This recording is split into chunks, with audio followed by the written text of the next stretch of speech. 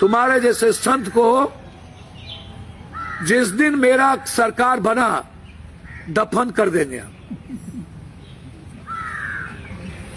तुमको जीने का राइट छीन लेंगे और तुम्हारे जैसे बाबा को अणुबम लगा के पाकिस्तान और बांग्लादेश भेज करके इतना ही हिंदू राष्ट्र का शौक है तो उसको उड़वा देंगे। तुम्हारा फोटो बना करके हम पूजा कर लेंगे। जाओ पाकिस्तान और बम से उड़ा दो पाकिस्तान को, या चमत्कारी हो फूक दो मियां सबको, दलित को फूक, जाओ खत्म। जब शक्तिमान लग रहा है लक्ष्मण के, तो 24 घंटा कम से कम अपना गोदी में लेके भगवान राम और जड़ी बूटी के इंतजार करत नहीं का है तुमको के डॉक्टर के ऊपर जरूरत पड़ रहा है तो भगवान के गोदे में थे लक्ष्मण जी, काहे नहीं जिंदा हो गए? उनको भी जड़ी बूटी और वैद्य की जरूरत पड़ी थी उस समय भी। नमस्कार। पप्पू यादव और खेसारी लाल यादव, इन दोनों का क्या करना चाहिए? इन दोनों को क्या करना चाहिए? अब बिहार की जनता ने तो खेसारी लाल यादव को जवाब दे दिया है।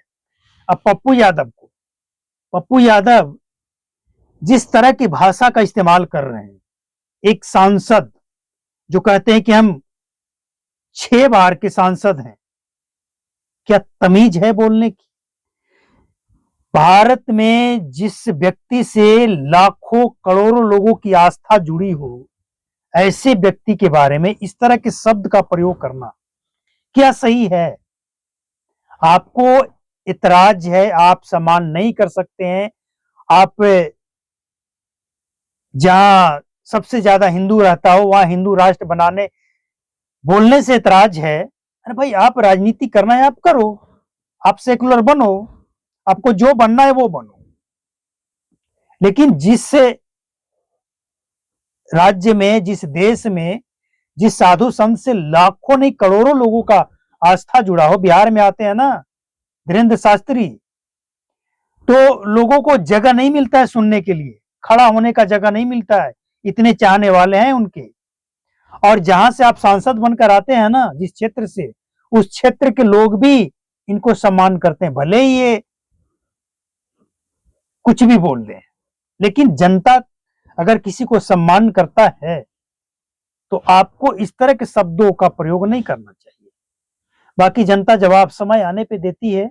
और खेसारी लाल यादव, इनको सिर्फ और सिर्फ रामायण में दिक्कत है, रामायण में कमी नजर आता है। लेकिन जिसको रामायण में कमी नजर आता है ना, उससे हम एक ही शब्द कहना चाहते हैं कि रामायण सिर्फ एक कहानी नहीं है, एक काल्पनिक नहीं है। और अगर काल्पनिक भी है तो एक बार इस कैरेक्टर को जी कर देखो। हमने एक बार और कहा था कि अगर राम को मानने वाले, राम का जीवन या राम का विरोध करने वाले राम का जीवन एक बार अपना लेना तो इस देश के संविधान को कचरे में फेंक देंगे, जरूरत ही नहीं पड़ेगा संविधान की। वो राम का कैरेक्टर है। तो कुछ लोगों ने क्या कमेंट किया कि राम बनकर अपने पत्नी को जला दो अग्नि परीक्षा लेकर। बस उसे यही दिखा, लेकिन उसे यह नहीं दिखा कि राम ने पत्नी का त्याग क्यों किया, किसके कहने पे अग्नि परीक्षा हुई। तो अधूरे ज्ञान वाले इसी तरह का ज्ञान देंगे।